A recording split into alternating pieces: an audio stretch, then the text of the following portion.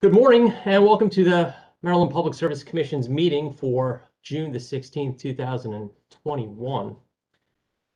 Before we get started today, some of the news that we've heard coming from Annapolis is the fact that effective July 1st, the governor has rescinded the COVID state of emergency and many of the restrictions associated with his state of emergency will be lifted. That's good news for us, good news for the state of Maryland. Shortly after July 1st, on July 6th, the Commission has determined that will be the reunification date.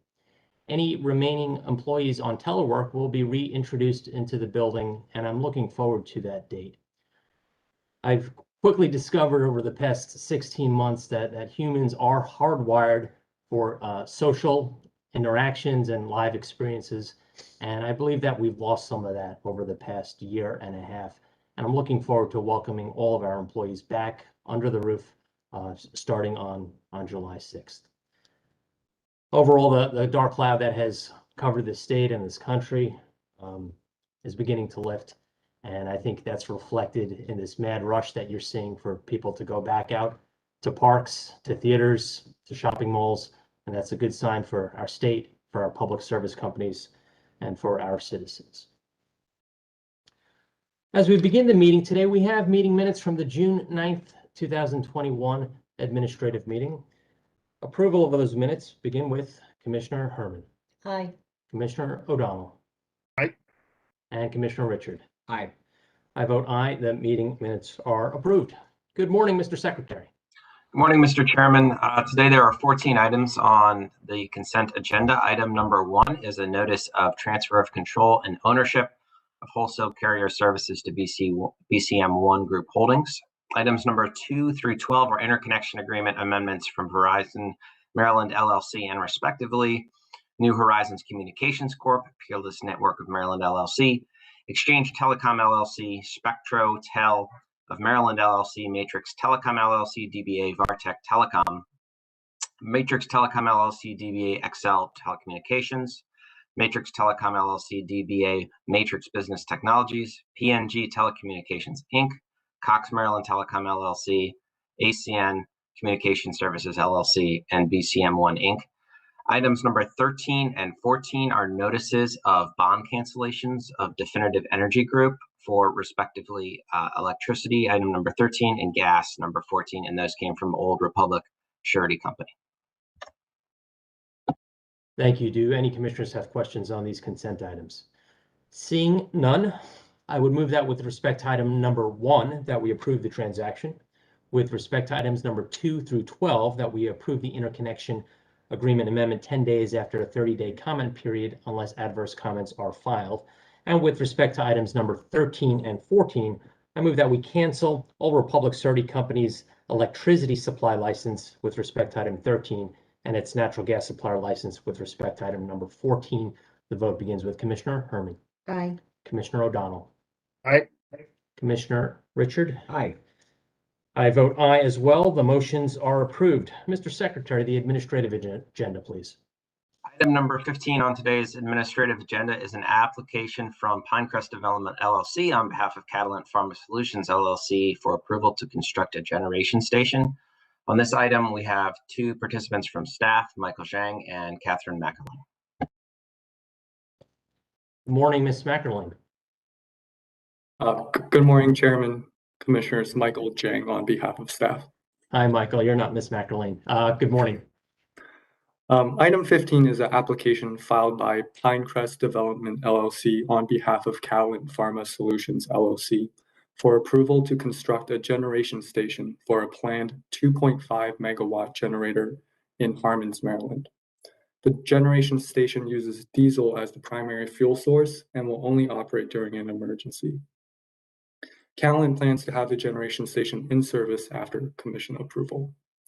Staff has reviewed the application and has concluded that Catalent has met the requirements of a CPCN exemption for the generation station. The company is reminded that it must obtain all required local permits and authorizations and comply with all applicable zoning ordinances, land use requirements, and environmental regulation. Staff recommends that the Commission approve the application. Thank you, Mr. Jang. I believe the applicant is not with us today, but I may be wrong. Is there anybody on behalf of Pinecrest? Is there anybody else that wishes to speak with respect to this item? Seeing none, do commissioners have questions of our staff? I do, Mr. Chairman. Commissioner O'Donnell, good morning. Thank you, Mr. Chairman. Good morning. Mr. Jang, I noted twice in the buck sheet, and as you just stated, that the company is reminded they must comply with all local ordinances and permits associated with the application. My words, I'm paraphrasing, but the key word being local. But there's no reminder that the company must comply with other state agency requirements, such as an air quality permit from the Maryland Department of the Environment. And I want to clarify that that's also to be reminded to the company. Is that not correct? So yes, that is definitely correct. My understanding is that we specify local permits, but from my understanding, at least, it's that because the specific location is located within the state of Maryland, that it must also comply with those laws Yeah. as well. We may want to, I mean, I've seen this several times now. We may want to start reminding them that they may, the companies or the applicants for these type of applications, waivers, need to comply with all state and local permits and requirements. That way, there's not an unintended consequence of, well, you only specified local. You didn't tell us we had to go to the state kind of issue. Yeah, I Thank will you. definitely incorporate that in future comments for sure. Thank you, Mr. Thank you. Jang. Thank you, Mr. Chairman. Thank you. Seeing no additional comment, I would move that we approve the CPCN exemption request and application and construction of the requested generator facilities pursuant to Public Utilities Article Section 7-207.1. The vote begins with Commissioner Herman. Aye. Commissioner O'Donnell. Aye. Commissioner Richard. Aye. I vote aye. The motion is approved. Mr. Chairman, item number 16 today consists of a request from the Maryland Department of Natural Resources Power Plant Research Program and the Maryland Department of Environment to revise Condition 13C of MD Solar 2 LLC's Certificate of Public Convenience and Necessity in case number 9463. On this item, we have a number of participants for staff, Christopher Lowe and Kenny Albert. For the state, Steve Tolson, Fred Kelly, Lee Curry, Angel Valdez, Sandra McLemore, and Ankush Nayar. For the affected company, Todd Chasen, Carvel Collins, Jason Thomas, and Andy Stansfield. Thank you. Good morning, Mr. Lowe and Mr. Albert. Good morning, Mr. Chairman and Commissioners. Christopher Lowe on behalf of staff.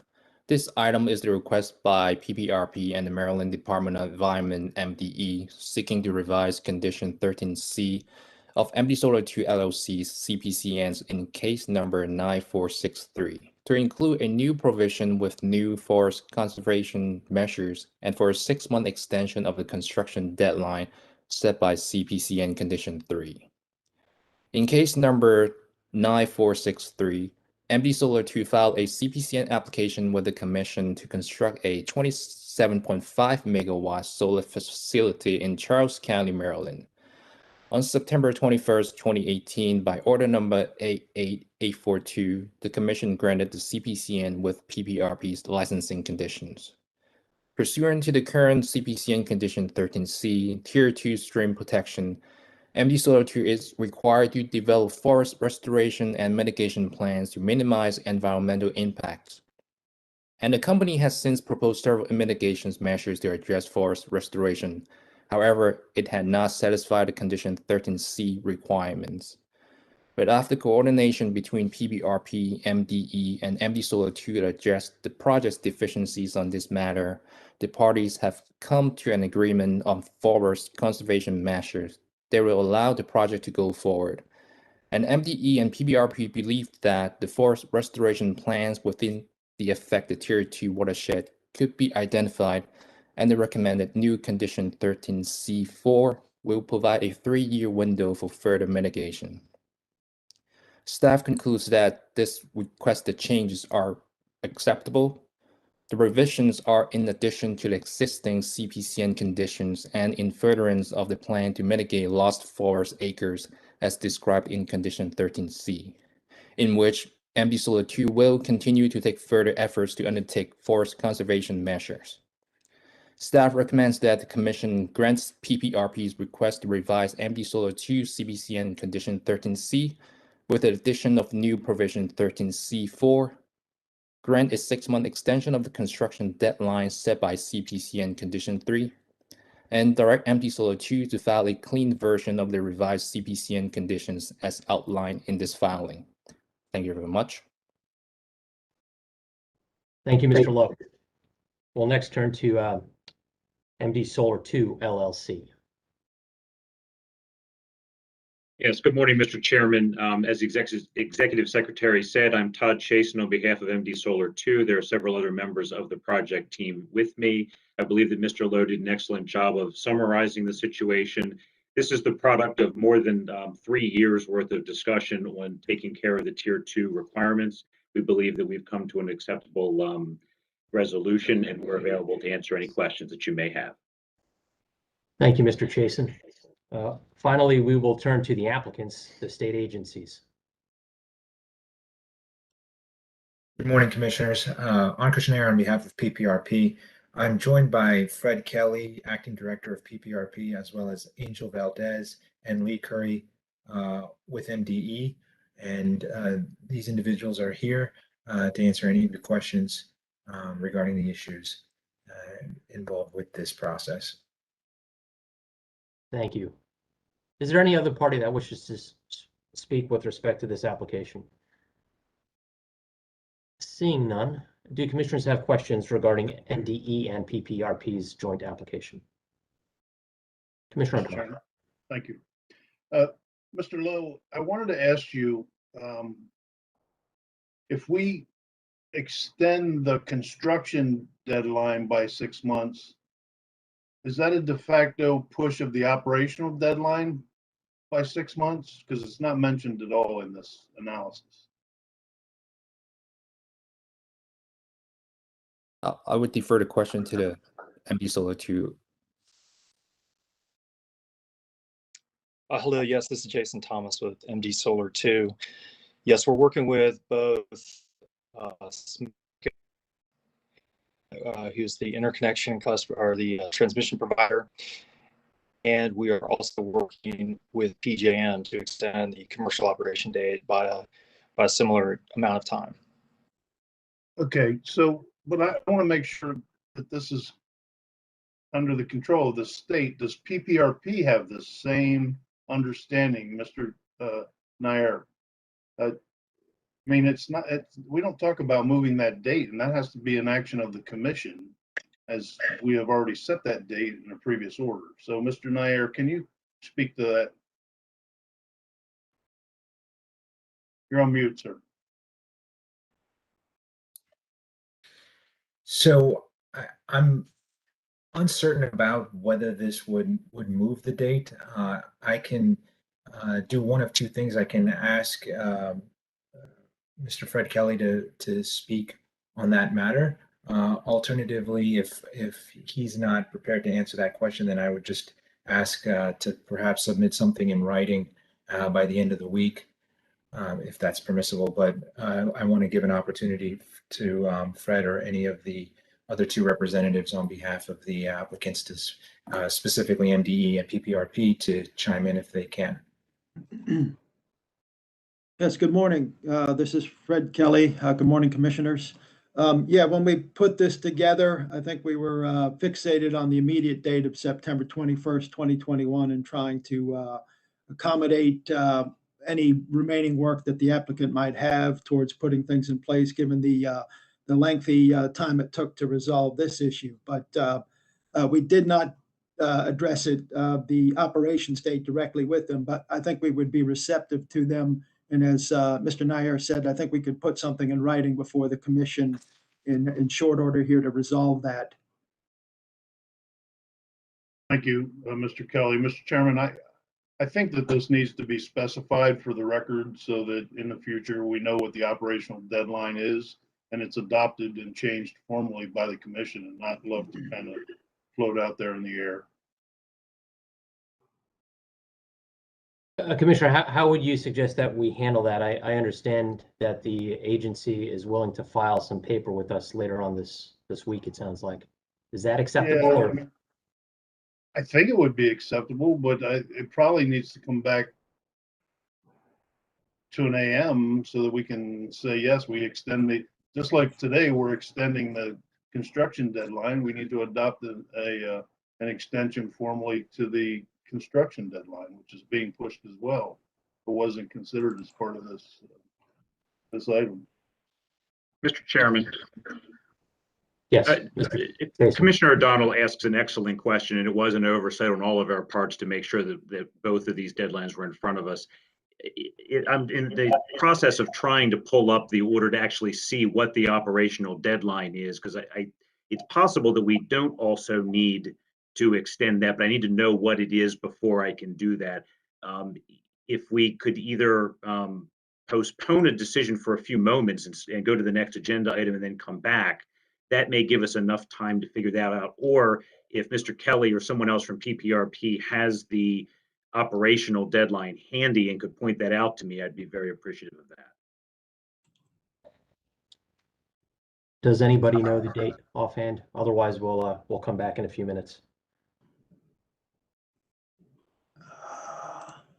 Okay. I don't Why know. don't we'll table this item. We'll bring it back to the end. It'll give council a few minutes to do a little research on the fly. Thank you, Mr. Chairman. Mr. Secretary, next item, please. Mr. Chairman, item number 17 on today's agenda consists of updated and expanded information for 3 energy efficiency pilot proposals from Washington Gas Light Company. On this item for staff, we have Michael Zhang and Lloyd Spivak, and for the company, John Dodge, Josh McClelland, Steve Burr, and Erica Burns. Thank you. Good morning, staff. Good morning, Chairman, Commissioners. Michael Zhang on behalf of staff. Item 17 is a filing from WGL providing additional information for 3 pilot programs that the company previously proposed for its 2021 to 2023 Empower Maryland program cycle plans. The company provided additional information for the Denied Without Prejudice Online Business Energy Advisor pilot and the conditionally approved Business Virtual Commission Program pilot and the feasibility study for the Midstream Program pilot to address the guidelines proposed by the Commission in Order 88438 for developing and evaluating pilot proposals under Empower. All of the proposed pilot budgets for these 3 pilots fall within the Commission-approved budget for the company. The company's Online Business Energy Advisor pilot was originally denied without prejudice.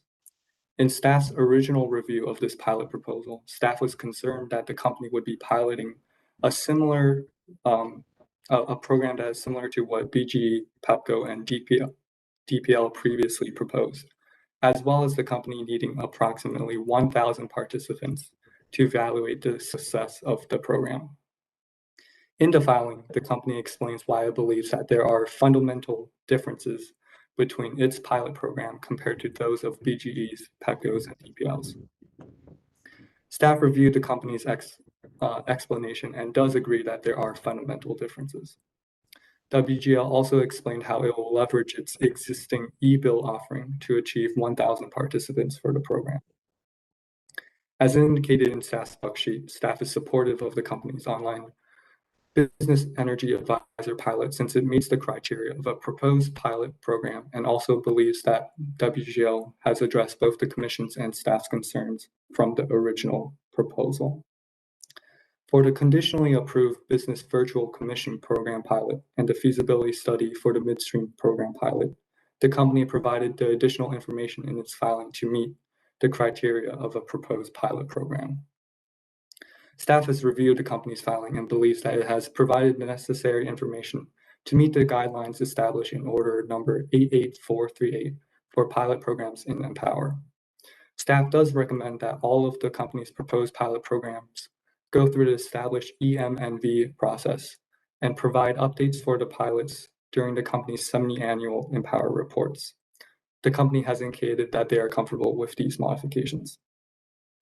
Staff recommends that the Commission approve WGL's Online Business Energy Advisor pilot, Virtual Commission Program pilot, and the feasibility study for the Midstream Program pilot with the modifications recommended by staff. Thank you, and we are available for questions. Thank you, Mr. Jang. We'll turn to counsel for the utility. Good morning, Mr. Chairman, Commissioners. John Dodge appearing on behalf of Washington Gas. As the Executive Secretary mentioned, I'm joined by three colleagues, Josh McClelland, Stephen Burr, and Erica Burns. We thank the staff for their conscientious review of our programs and for their support thereof, and we're available to answer any questions the Commission may have. Thank you, Mr. Dodge. We'll begin with questioning from the commissioners, starting with Commissioner Richard. Chairman, for the company, I'm very supportive of the most of these programs, but I do have a question about the feasibility study. For it's $245,000. I mean, will there be actually any savings imputed from this study, or is it just that? Just at the end of the day, we'll have a piece of paper with some information on it. I'll turn it over to Mr. McClelland to respond, Your Honor. Thank you, Mr. Judge. Good morning, Mr. Chairman and Commissioners. Commissioner Richard, that's a great question. And you are correct that it is going to be a study. It is essentially going to be a fact commission because there are a lot of unknown variables within the midstream space that apply to natural gas. So there are a lot of question marks and questions that we need to have answered. So there will not be any savings attributed. It will be more of a study. But our goal is at the end of that study, we're confident that the findings of that study will enable the company to propose a fully fledged midstream program, either for the remainder of the cycle or for the should it follow. Okay. And maybe just help me a little more understand that, because upstream, midstream programs really are not that new. They're fairly mature for most utilities. So am I to understand it's really just in the gas space, natural gas space, that these types of programs need to be further studied? That's correct. The majority of the midstream programs, at least as they're delivered in Empower, Maryland, are usually with electric equipment or lighting. And so there are different nuances, and there's different business models that distributors use for gas equipment that we don't have a very strong grasp of. And so, yeah, there are some differences that we need to figure out and see what makes the most sense with the effort of trying to stand up a midstream program. Okay, and I do have before me, I was looking at the actual program filing, and again, just help me. I'm just choking on this $245,000 and not really seeing any savings at the end of the day. So help me understand why is it that expensive to do this type of a study if you're just reaching out to distributors, looking at equipment that might be useful in such a program. Just help me understand why $245,000. Right. I believe I can answer that question. So that it was an estimate that we received from the vendors that we're going to use to kind of carry out this study. Our contractor is ICF. They have a prevalent space and empowerment program implementer. So those were some cost estimates that we received from ICF. Some of the activities that are associated with that dollar amount there's definitely going to be a lot of communication with distributors, figuring out what types of equipment are the most feasible for a natural gas midstream program. There's going to be some additional drafting and development of the report itself. There could be some additional surveys and focus groups that are going to be conducted to figure out more of the programmatic pieces that may go along subsequent to the study itself and in program design. A good example of that is figuring out cost effectiveness, rebate amounts, what type of products are going to be moved on an annual basis, which type of distributors are going to be moving those certain products. And so those are some of the activities that are associated with that dollar amount, that cost estimate. Okay. And I guess your PID budget, you'll have just a little over $300,000 remaining unallocated. I mean, is the idea that if you determine feasibility to use some of that money to actually execute a program, or what are the next steps in this cycle? So for the midstream study specifically, our goal is to see what the study is going to tell us, what the findings are, and it's going to be one of two options. One is ideally that we can feasibly and cost effectively implement a natural gas equipment midstream program through Empower Maryland, and we are going to propose a program based on what we found. The other is that we cannot physically run it or feasibly operate it or cost effectively operate it, and it would essentially sunset it or sunset our activities to proceed with the midstream program.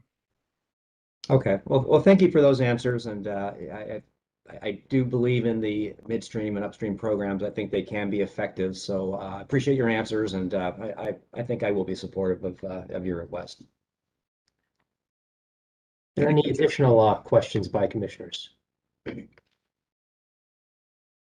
Seeing none, I would move that we approve Washington Gas Light's online business energy advisor pilot, its virtual commissioning program pilot, and its feasibility study for the midstream program pilot with modifications as recommended by staff in its comments dated June 7th, 2021.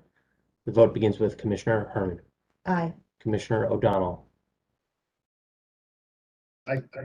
And Commissioner Richard. Aye. I vote aye. The motion is approved.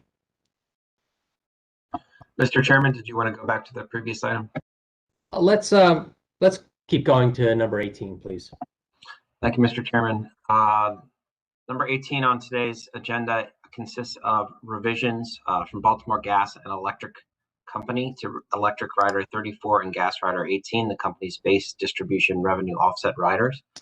On this item for staff, we have David Hoppick and Annette Garofalo, and for the company, Beverly Sikora and Lynn Fiery. Thank you. Good morning, Mr. Hoppick. Good morning, Chairman and Commissioners. David Hoppick on behalf of staff. On May 10th, 2021, BGE filed updates to Electric Rider 34 and Gas Rider 18, its base distribution offset riders. BGE filed these updates in compliance with Order 89784, which required BGE to work with staff to change when BGE is required to file updates to its offset riders in order to be consistent with Order 89678 in case 9645, BGE's multi-year rate plan. With these updates, BGE is now required to file updates to the base distribution offset riders at least 60 days before the conclusion of rate year 1 in BGE's multi-year rate plan. Staff recommends that the Commission accept the rider revisions for filing. Thank you. Thank you. Counsel for the utility. Good morning, Chairman Stanek and Commissioners. Long time no see. Beverly Sikora on behalf of BGE. I also have Lynn Fiery, the Manager of Rate Administration, with me today. No additional comments other than to say, thank the Commission. Actually, that was a good catch in your order on our rehearing. The language, I think you characterized it as potentially vague. It was actually just wrong. We misread something and got the language wrong. So, and thanks to staff for working with us to get it corrected. Thank you, Ms. Sikora. Do commissioners have questions on item number 18? Seeing none, I would move that we accept the rider tariff revisions for filing. The vote begins with Commissioner Herman. Aye. Commissioner O'Donnell. Aye. And Commissioner Richard. Aye. I vote aye. The motion is approved.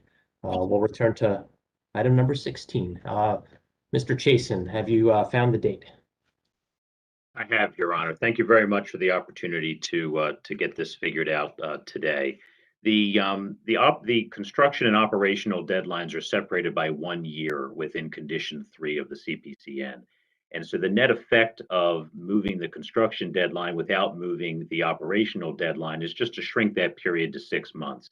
Consulted with my client and also conveyed to PPRP that we expect to be able to meet that operational deadline as is without the need for any further extension.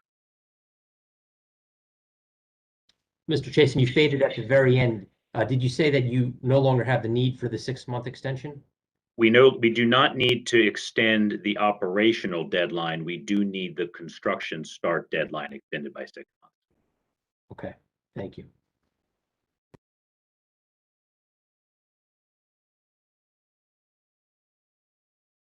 Mr. Chairman, you're muted.